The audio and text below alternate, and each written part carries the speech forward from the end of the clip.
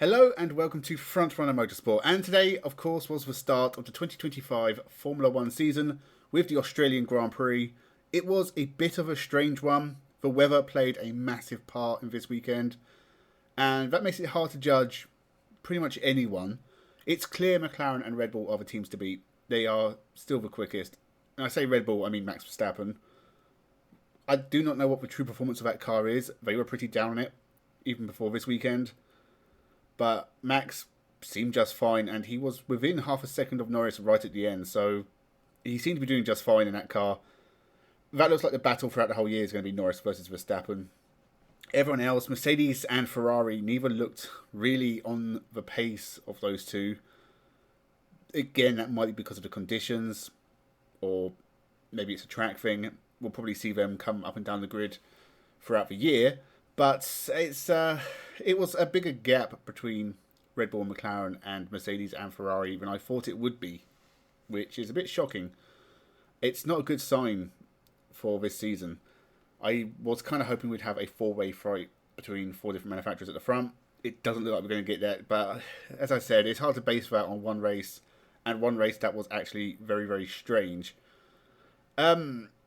It started off with cars crashing, which was not unexpected. A lot of rookies in this race. It was a very new grid of drivers. And we got some chaos. Isaac Hadjar, very unfortunate to crash before the race even started on the formation lap. I'm sure he's embarrassed.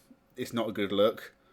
But he'll bounce back. I don't think he can be judged on this because obviously the weather was terrible.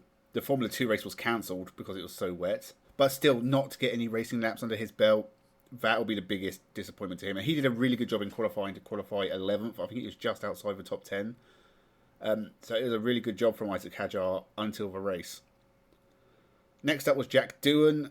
And with all the pressure on his shoulders already, with his potential replacement already kind of waiting in the wings, it's a shame that he crashed on lap 1 in his home race as well. And again, it's just a mistake. I guess a rookie mistake. Undeserved, I thought. Again, he did a decent enough job in qualifying. I think he qualified 14th. He made it through to Q2. I thought he did okay. And again, if the weather wasn't terrible, it's a case of what might have been. Maybe he'd have had a much better race. We won't know now. Carlos Sainz also crashed at that point just as the safety car came out. Might have been an issue with his car. I haven't really heard either way on that one. But I'm not defending him because he's not a rookie. He has been there for a fair while now, and he's been in conditions like this before. Embarrassing mistake from him on his Williams debut, but again, he was good all weekend in Q3. He qualified well. So the signs for Williams are very, very good because they both qualified very well and they both look quick in the race. Well, Sainz didn't look quick in the race, but Albon looked quick in the race. But yeah, just a silly mistake from Sainz. After that, we did get a bit of a race for a little while, and things settled down. We saw Piastri get past Verstappen. We saw Andrea Kimi Antonelli make some moves and have a spin as well later on, but otherwise, it was a great job from him. He was the only rookie to survive, I believe, apart from Behrman, who did not have a good weekend. Alonso crashed, which was a bit of a shock. When I saw an Aston Martin crash, I'm not even ashamed to admit, but I presumed it was Lance Stroll. It was Fernando Alonso, and that brought out a safety car. That caused some cars to come into the pits, changed onto dries, which seemed a bit early, but as everyone went for it, I guess it was the right way to go. And then we had cars going off. Piastri went off and lost second place and dropped right down to the back of the field after a good drive. And Norris as well. They both went off at the same time. But Norris survived, Piastri didn't. We had Tsunoda going off, which again, after a fantastic drive from him, I think if he had not done that, he would have probably been in the points. Yeah, and then it got wet. It got a bit crazy. Liam Lawson crashed, and Gabriel Bortoleto crashed. That brought out another long safety car. That pretty much took us to the end. Ferrari were brave on their tyres, tried to stay out on dries, but it was raining too hard. Eventually, they had to pit, and they dropped down to the bottom of the points. And after that, we had Lando Norris being chased by Max Verstappen until the end. And a pretty good end to the race. It was pretty exciting. I was sitting on the edge of my seat watching Verstappen chasing Norris. As I said, I think that is going to be the weight of the championship. I think 2025 is going to be about those two drivers. George Russell and Andrea Kimi Antonelli, third and fourth. I've said so much about Andrea Kimi Antonelli, how he's being thrust into the limelight too early. He did a really good job to finish fourth. And he had a penalty and it got overturned, but he still did. He would have been fifth anyway. So, great result for Mercedes. Great result for Andrea Kimi Antonelli. He did a really good job in difficult conditions. Alex Albon in fifth. Absolutely fantastic job for Williams. I think they needed a good result to start the year. I think Alexander Albon needed a good result to start the year. Lance Stroll in sixth. I will, again, another driver I have spoken of often. And when he has a good performance like this, it does always surprise me. But fair play, Lance Stroll. That sixth place is well deserved. It was a good job. Mostly by keeping quiet. Didn't really see much of him. And he was sort of just in the right place at the right time. Same for Nico Hulkenberg in seventh. I'm not suggesting the stake is quick. They've already outscored what they did last year, which isn't difficult. And it was a good job from Nico Hulkenberg, but it's mostly done by being quiet, not getting into trouble. Charles Leclerc, Piastri and Hamilton finishing out the points. Ferrari should be massively disappointed. They were... Well, Charles Leclerc, he should have been on for a top 5 finish. And, tyre strategy didn't work out. Lewis Hamilton, it was brave to stay out. And it did not work. But for a big majority of this race, he was stuck in 8th place anyway. He couldn't get past Alex Albon. He couldn't get past Yuki Tsunoda. Charles Leclerc was stuck down there for a bit as well. When they came out of the pits, Leclerc passed Hamilton. And Piastri passed him as well. He's lucky Pierre Gasly had a bit of a moment and dropped back. Because if Pierre Gasly had managed to hang on, Lewis Hamilton wouldn't have been in the points. It was a decent enough debut. I think he had a little spin, either in qualifying or in practice. Maybe in this race, I can't remember. He has spun at points, but he's been fairly clean. But 10th place, qualified 8th, was 8th most of the race. It's not a sign of a man who is... It's been built up a lot that Hamilton's refreshed and ready for a new challenge.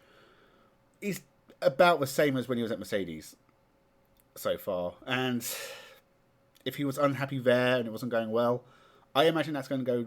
If he has an attitude problem with that, that's going to go down worse at Ferrari than it did at Mercedes, where he was Mr. Golden Boy, Toto Wolff's favourite son, untouchable, essentially. At Ferrari, I don't think that'll be the case. And if Charles Leclerc is beating him every week, it's going to quickly turn, I think, very sour for Lewis Hamilton. Charles Leclerc, I thought, decent enough job, but he'll be disappointed with 8th. And again, it's worrying if Ferrari just don't have the pace to match the front teams, but we'll see at other tracks. Honestly, this race was so messed up, it's really hard to tell anything. You can almost take away nothing from it. Lando Norris and Max Verstappen, they were quick. That looks like the title fight. Piastri was also quick, so McLaren looked like they have the car to beat. Mercedes, they finished 3rd and 4th, but if it was dry conditions, would they have done that? I'm not so sure. Andrea Kimi Antonelli spent a lot of this race further down the field, took advantage of strategy and others' misfortune to get forward. It's really hard to tell from this what's going to happen for the rest of the season. Honestly, it honestly gives us no information at all. It was such a messed up event. So we're going to have to wait till next week in China, I think, to get our first real look at how the grid is shaping up. I think we're going to get a much better display from drivers like Isaac Hadjar and Gabriel Bortoleto. I'm not so sure about Doohan and Lawson based on this early race. But again, this was not the best example of a Formula 1 race. Liam Lawson, I think, will be disappointed because he didn't qualify well either. And Yuki Tsunoda did. Fantastic job in qualify 5th. He was running up there for the majority of the race. It was just that mistake towards the end that dropped him out the points. So I think Lawson should be worried. Doohan, it's probably a foregone conclusion, his future. But I think Bortoleto and Hadjar, we're going to see more of them this year. I think Bortoleto did a really good job. It looked like a car failure caused his crash. And other than that, he was pretty clean. He out-qualified Nico Hulkenberg. It was a really good job from Bortoleto. China's next week, so we don't have to wait long till the next Formula 1 race, which is good, I think, after this mess. It was an enjoyable race. It was a bit of chaos. It was disappointing the Formula 2 got cancelled because I was looking forward to that feature race. The Formula 3 was very entertaining this weekend, but I'll cover all that in another video on probably Tuesday, maybe Wednesday. I'm still watching the Sebring 12-hour race. I'm only like 3 hours in. Why did I not do this first thing in the morning? Because I was asleep. I did watch a bit of it at 4 a.m, but I fell asleep whilst I was watching it, which is never a good sign. And so I had to catch bits later. I've also watched the EFL Cup final and Man United versus Leicester because I do like football as well, and I'm boring like that. But I did watch the whole race, so don't worry. I'm not just making things up. Anything else? I don't think so. Make sure you subscribe to the channel. Thank you very much for watching. I'll be back next week with more Formula 1 from China. There'll be videos during the week as well. Let me know your thoughts in the comments below. Did you enjoy the Australian Grand Prix and all the chaos it brought? Thank you again, and have a good one.